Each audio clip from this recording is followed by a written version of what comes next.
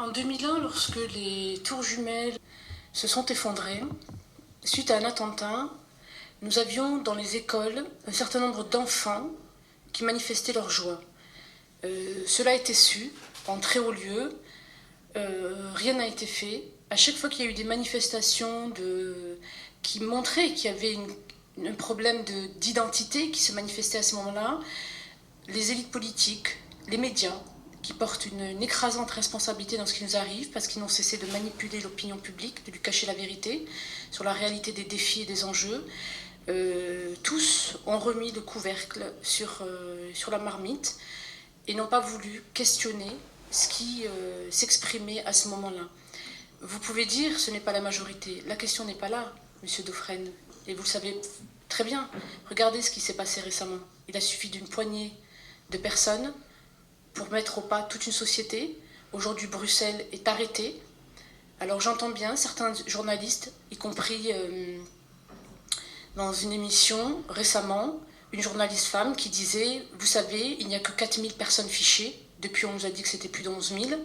Fichés S. » Elle s'exprimait le lendemain de la tuerie du vendredi 13. Et elle disait « Vous savez, il n'y a que 4000. » J'estime pour ma part que ce type de propos est inacceptable. 4000.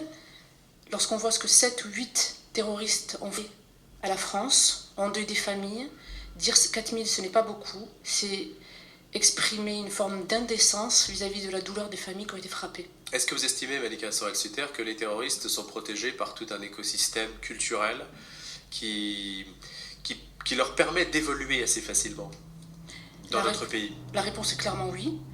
Cet état de guerre ne tombe pas du ciel.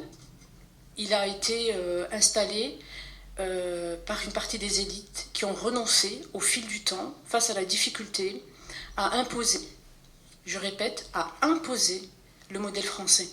Lorsque vous arrivez sur une terre, si vous ne respectez pas le référentiel culturel de la terre d'accueil, du peuple d'accueil, parce que la terre n'est pas un terrain vague, elle est peuplée, les ennuis finiront par commencer. Et c'est ce qui se passe. Donc oui, la situation a été créée, et cet état de guerre a été créé malheureusement par ceux qui avaient pour mission première d'assurer la sécurité de la France et de sa population. Il y a l'impunité. Nous voyons qu'avec l'état d'urgence, un certain nombre de choses qui auraient dû être faites bien avant sont faites aujourd'hui. Pourquoi cela n'a pas été fait bien avant? C'est-à-dire les descentes de policiers pour récupérer les armes. Vous voyez bien qu'en temps réel, il y a des perquisitions qui sont opérées, elles ne sont pas faites par hasard. Cela signifie que nous avions un certain nombre d'informations. Pourquoi l'État n'a-t-il pas procédé? Il y a eu sans cesse une volonté de minimisation. Il y a aussi quelque chose qui est extrêmement problématique. J'en ai parlé depuis le début parce que ça m'a choqué dès le départ, c'est-à-dire l'incidence du non-renouvellement des élites politiques et de la haute administration. À partir du moment où vous êtes partie prenante de l'étrange défaite, comme celle de Marc Bloch, par certains aspects, vous allez de manière spontanée, en règle générale, et c'est quelque part humain, vous allez cacher ce qui n'est autre qu'une forfaiture. Et c'est ce à quoi nous avons affaire, c'est-à-dire que ceux qui étaient là et qui ont été partie prenante de cette étrange défaite sont encore là aujourd'hui, et donc ils n'ont de cesse de cacher. Et je dirais simplement, hier vous avez reçu le général Desportes, que j'apprécie. Le général Desportes, lorsque vous avez essayé d'aborder avec lui la question de la prise en charge de certains quartiers, la manière dont les politiques achetaient la paix sociale, il vous a dit on ne peut plus rien faire. À partir du moment où vous dites on ne peut plus rien faire, c'est que c'est extrêmement préoccupant. Et vous pensez la même chose? Non, je ne pense pas la même chose. Je pense qu'on peut faire. Le général Desportes, et c'est là que vous voyez à quel point l'immigration est devenue un angle mort de la politique. Il est interdit de parler aujourd'hui de ce sujet en France. C'est extrêmement grave, c'est-à-dire que la première des conquêtes doit être la liberté d'expression, de nouveau, la liberté de pensée et de jugement, pour reprendre l'expression de Marc Bloch. Bien sûr que nous pouvons faire. Le général Desportes a parlé de la projection de nos troupes, il a cité l'exemple du Mali, mais ceux qui ont frappé la France ne venaient pas de l'extérieur. ils venaient de l'intérieur. Donc quand vous arrivez à un stade où un général d'armée refuse lui aussi, ça vient de l'intérieur. Louis Dauphren, il n'y a plus de frontières entre les États. Au niveau de l'Union européenne, nous connaissons les dégâts opérés par Schengen, c'est-à-dire toutes les nations ont été mises à nu et nous n'avons plus aucune protection. Les portes et les fenêtres de la maison sont ouvertes et elles sont battues par le vent. Malika Sorel-Sutter, vous êtes avec nous jusqu'à 8h30. Alors, évidemment, vous attaquez ceux qui, dans les élites politiques, ont failli, c'est ce que vous nous avez dit, et qui ont abandonné ces territoires entiers de la République. Marion Duchesne va reconstituer votre itinéraire, on se retrouve juste après. Ce qui est révoltant et perturbant, lance Malika Sorel-Sutter, c'est que tous les gens qui nous ont menés au chaos du 13 novembre continuent d'intervenir dans les médias avec le même discours. La France, cela fait des années que celle qui fut d'abord ingénieure dans le domaine des télécommunications la scrute. Française de parents algériens, Malika Sorel-Sutter a vécu une quinzaine d'années à Alger, une terre d'accueil, dit-elle, des années d'exil, car son amour de la France a toujours été plus fort que tout, et c'est à Sciences Po Paris que Malika Sorel-Sutter décroche son MBA major de sa promotion. 2005, année des émeutes en banlieue, elle décide de s'engager sur la question de l'immigration. Esprit libre, se tenant à distance des partis politiques qu'elle juge trop sectaires, Malika Sorel-Sutter a pour référence Marc Bloch, Hélène Carrère d'Ancos, Pierre Milza, Max Gallo, membre du Haut Conseil à l'intégration jusqu'à sa dissolution par François Hollande en 2013, parce qu'il dérangeait, dit-elle. Elle travaille pour l'Élysée, Matignon ou encore pour le ministère de l'Intérieur. La laïcité a toujours été pour moi une digue, souligne Malika Sorel-Sutter. Depuis des années, elle alerte sur la guerre non conventionnelle que nous traversons. Nous faisons face à une guerre multiforme dans un pays où les entités se détachent petit à petit. Les valeurs d'empathie et de tolérance chrétienne nous ont mis en danger, ajoute-t-elle. Pour autant, l'histoire n'est pas écrite. Nul ne peut dire dans quel sens le vent qui souffle va tourner. Mais une chose est sûre, souligne Malika Sorel-Sutter, on ne bouscule pas un peuple sur son territoire. Les Français se sentent dépossédés, mais ce n'est pas un peuple mort. Et de conclure en évoquant la marche pour Charlie Hebdo, c'était une réaction spontanée du peuple, un peuple qui a compris que sa civilisation était montrée du doigt. Alors, Malika Sorel-Sutter, les valeurs d'empathie nous ont mis en danger, les valeurs d'empathie chrétienne. On écoutera tout à l'heure une initiative assez originale, je vous en donnerai la primeur tout à l'heure, mais je ne veux rien dire pour le moment, juste après 8h, qui concerne une initiative donc prise au sujet des djihadistes. Quand vous dites d'abord la République appartient à notre héritage, et donc aujourd'hui on veut tout liquider en quelque sorte, la République, notre histoire, mais vous semblez dire que les chrétiens ont une responsabilité dans ce qui nous arrive. Oui, absolument. Dans quelle mesure ? Il y a un refus de considérer, et c'est proprement consternant de l'observer, de considérer que l'être humain ne se réduit pas à un corps. Que l'être humain, lorsqu'il se déplace, son corps se déplace, certes, mais son esprit également, son âme, et qu'il y a, qui se déplace avec lui, et c'est tout à fait naturel et humain, son système de référentiel de principes et de valeurs, tout ce qui fait pour lui sa morale, et constitue son identité. Et nous assistons à quelque chose qui est très surprenant, c'est que d'une part, y compris d'ailleurs le pape, alors qu'il devrait accorder la plus grande importance à la dimension spirituelle, en vient à considérer que seuls des corps se déplacent et n'anticipe pas sur les difficultés de cohabitation. C'est les conséquences en fait de ce qui est en moi et qui me fait agir. Absolument. Et nous observons aujourd'hui les conséquences de ce refus de considérer que l'être humain possède une dimension autre que la dimension matérielle.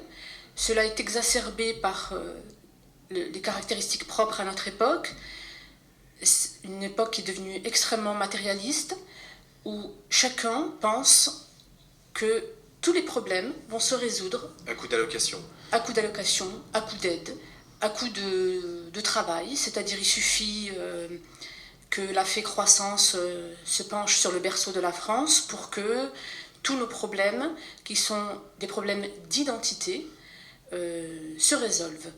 Pour donner un chiffre qui est récent, c'est celui de l'UCLA, l'unité de coordination de lutte antiterroriste, qui révèle aujourd'hui que 67% des personnes qui aujourd'hui se dirigent vers le djihad sont issues des classes moyennes, 67%. Ce ne sont pas des désœuvrés. Absolument pas. 17% sont issus des catégories socio-professionnelles supérieures. 17%. Lorsqu'il y a eu les attentats à Londres en 2005, les personnes à l'origine de l'attentat appartenaient aux catégories socio-professionnelles supérieures. Pourquoi un tel mensonge par rapport à la dimension sociale continue d'être assénée aux populations européennes, parce que ce n'est pas le fait que des Français. Les autres pays européens, comme nous le voyons, comme les Français le voient aujourd'hui, parce que moi je ne dis pas nous le voyons, je connais la situation, puisque j'ai pu, comme je l'ai dit, vivre à l'intérieur du système politique et de notre administration. Vous allez en parler. Donc, pourquoi continue-t-on à mentir sur ce sujet? Pourquoi continue-t-on à dire que tout va se résoudre par une dimension purement et bassement matérielle? Oui, mais là vous semblez dire, Malika Sorel, qu'il y a une dimension irréductible dans chaque être humain et qu'on reste en quelque sorte selon tel que l'ethnie à laquelle on appartient nous a préfiguré. Et qu'on ne peut pas évoluer. Certes, il y a des corps qui se déplacent, les mentalités se déplacent, mais l'homme peut aussi évoluer, peut aussi changer. Absolument. Je n'ai jamais dit que l'homme ne changeait pas. Je pense, comme l'a très bien formulé Emmanuel Kant, que l'homme n'est que ce que l'éducation a fait de lui. Donc évidemment, l'homme n'est pas réductible à son ethnie d'origine ou à quelque autre facteur lié à sa naissance. C'est lié à l'éducation, bien entendu. Et je le répète, il est naturel que les personnes appartiennent ou se reconnaissent dans un système de principes et de valeurs. On ne peut pas, c'est pas quelque chose que nous pouvons imposer. J'ai écrit depuis le début qu'on n'assimile pas des populations, mais simplement des individus. Ce qui signifie que si vous entravez le processus d'émancipation, vous rendez l'assimilation impossible. Et c'est exactement ce qui s'est produit avec l'intensification des flux migratoires de personnes venant de sociétés où la liberté individuelle n'existe pas. Le choix est contraint, le choix n'est pas libre. Au fur et à mesure du temps, et les Français peuvent l'observer eux-mêmes dans leur vie quotidienne, y compris des personnes qui semblaient sur la voie de l'intégration culturelle, se sont mises à se radicaliser, couper. Comme on dit. Pas nécessairement à se radicaliser, mais à se couper de la société française. Et l'un des marqueurs les plus significatifs, c'est l'emploi des langues d'origine dans l'espace public. La langue, c'est beaucoup plus qu'un vulgaire moyen de communication. La langue, c'est tout un système de pensée qui se transmet. Dans mon livre, je cite un certain nombre d'éléments qui mettent en évidence que cette question était également connue. Et là aussi, c'est un signe qui était à interpréter. Donc je ne dis pas que les personnes vont rester prisonnières. Je dis que les personnes vont choisir, que ce choix doit être libre. Et j'ai toujours, pour ma part, prôné le fait que l'assimilation ne devait pas être imposée. C'est un choix délibéré, simplement, pour pas qu'il y ait mépris sur mes propos. Lorsque les personnes ne s'assimilent pas, c'est-à-dire ne rejoignent pas la communauté de la terre d'accueil, il faut respecter là ce qui existe dans la loi, qui appartient au code civil. Lorsqu'il n'y a pas assimilation, il n'y a pas octroi de papier d'identité de la terre d'accueil. Il faut que quelqu'un puisse se juger de cela. Il faut pouvoir l'évaluer.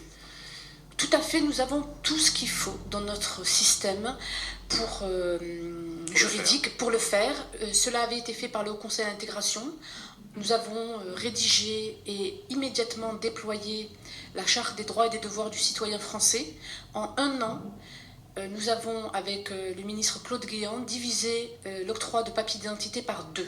Parce que nous constations qu'il n'y avait pas convergence entre l'assimilation et, à ce moment-là, l'octroi de papier.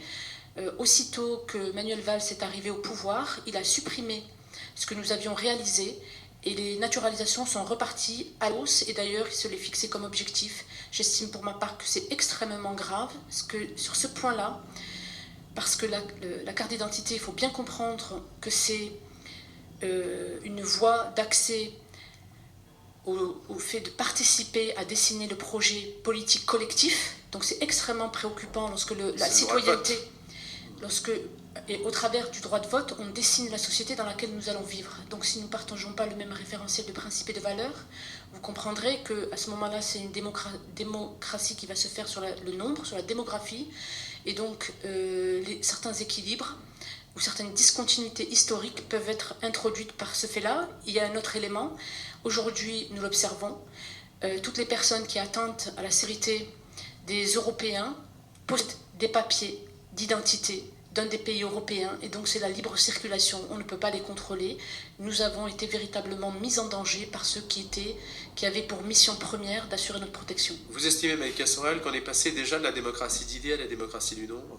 Oui, absolument. Mais ça va se voir dans les élections? Ça se voit déjà dans les campagnes électorales? Ça s'est vu lors de la campagne électorale de François Hollande. Et celle-ci, en Ile-de-France? Tout le monde le sait, ça se verra de plus en plus. Je donne dans mon livre, dans un sous-chapitre que j'ai appelé une arithmétique implacable. Je renvoie vers des études, des chiffres qui sont ceux de l'INSEE, qui ont été analysés par 2 démographes, Bernard Aubry et Michel Tribala. La chose est claire, dans un certain nombre de territoires, et nous le voyons au travers du comportement des politiques, la démocratie aujourd'hui se fait par le nombre, en ce sens que les politiques ne peuvent plus parler des principes de la République comme ils le devraient. Ils font du clientélisme communautaire. Il faut du clientélisme, donc à partir du moment où il ne faut plus aborder la question d'égalité Qui en fait des le femmes. plus? Alors, sur ce point-là, je pense qu'il faut absolument que chaque citoyen, avant de voter, analyse tous les propos et les prises de position des élites politiques. C'est-à-dire que lorsqu'ils doivent voter, je ne vais pas dire que la gauche fait plus que la droite ou la droite fait plus, ça dépend vraiment des territoires. Aujourd'hui, vous avez par exemple la région Île-de-France. Valérie Pécresse a refusé de parler de ce sujet, elle n'en parle pas d'ailleurs. Dans mon livre, je cite certains propos qu'elle a tenus, qui sont très communautaristes, qui sont extrêmement problématiques, puisqu'elle appelait des associations musulmanes à faire du lobbying envers la classe politique. Donc je cite, les propos sont cités, il y a le verbatim. Tout ce que j'écris est vérifiable, est encore en ligne et accessible aux citoyens. Donc ça concerne tous les candidats? Ça concerne...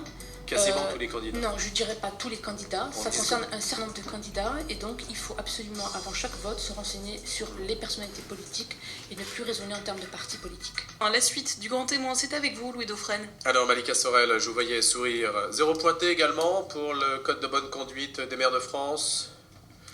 Ce qui se produit est une nouvelle fois illustrer ce que je décris comme étant la décomposition française, c'est-à-dire que ce qui faisait partie, et là on vient de parler de Entente populaire, ce qui faisait partie véritablement de la dimension populaire, aujourd'hui, les politiques veulent le supprimer pour une raison très simple.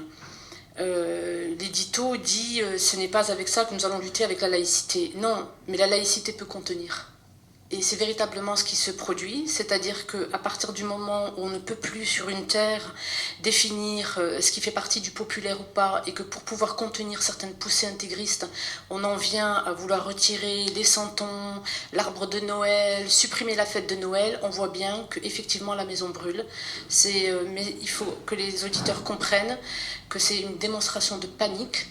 On ne peut plus aujourd'hui dire que certaines fêtes dans le calendrier ont été laïcisées, mais bien entendu il y a un héritage qui est derrière. Lorsque je parle d'héritage politique et culturel, cela en fait partie.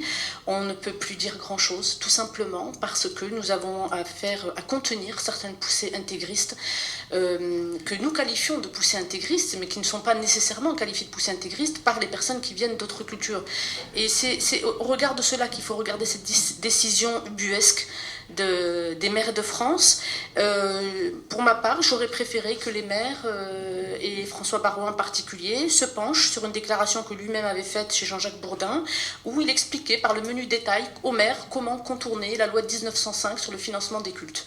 Là, il y a urgence en la matière. Des mosquées en particulier? Des cultes, je dirais de manière générale. Il y a séparation des églises et de l'État. L'article 2 de la loi de 1905 stipule bien que l'État ne doit ni salarier ni subventionner les cultes.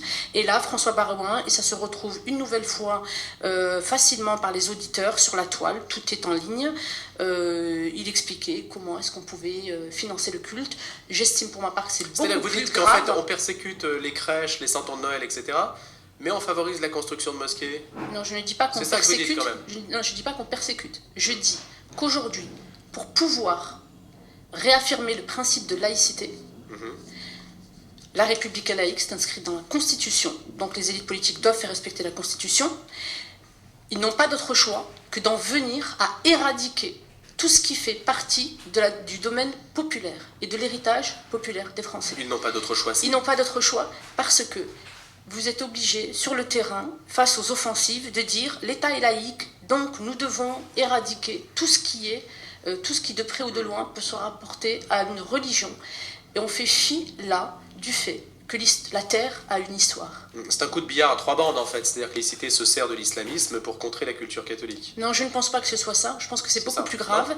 Il y a une faillite, une démission des élites, aujourd'hui elles sont dépassées par ce qui se produit, et elles en arrivent parfois à vouloir religiosiser de nouveau le calendrier en disant nous allons supprimer des fêtes chrétiennes alors que la plupart des Français ne vivent plus du tout les fêtes du calendrier comme étant des événements religieux, et donc ils en arrivent à dire oui, mais au nom de l'égalité nous allons supprimer des fêtes chrétiennes. Ça, on y va pour pouvoir. On y va à ça.